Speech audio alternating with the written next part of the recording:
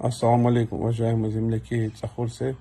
Увидел обращение на странице Руслана Курбанова, обращение председателя Цахурской национальной культурной автономии Рафаэля Алиева, в котором он выражает недовольство и возмущение тем, что наш народ лишен статуса в Народном собрании, то есть не будет депутата у нас.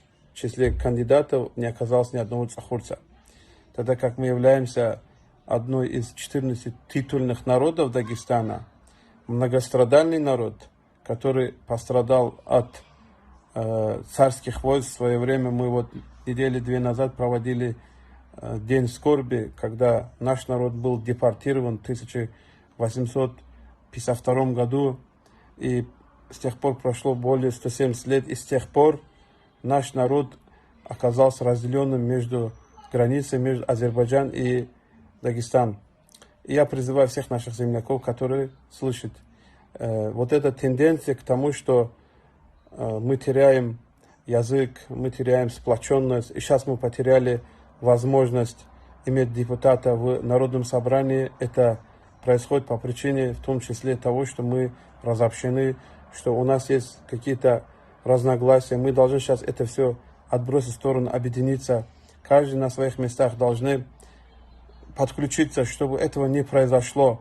Я призываю всех, кто услышит это обращение, тоже сделать все причины, или это видеообращение распространить, или свое записать, в социальных сетях активничать. В наше время медиа очень играет роль, то есть хорошую роль играет в распространении информации. Прошу распространить информацию, писать, оповещать об этом. Может быть, мы все соберемся дружно, внесем лепту свою, каждый по капельке, может, дойдет до нужных людей, и эта ситуация исправится. Еще хотел добавить, что не хочу вдаваться в подробности, есть ли польза от этого, или, например, будет ли польза от этого, то, что у нас депутат будет. Но это был некий статус, признание статуса нашего народа, который конституционно закреплен, и мы именно хотим справедливость восстановить.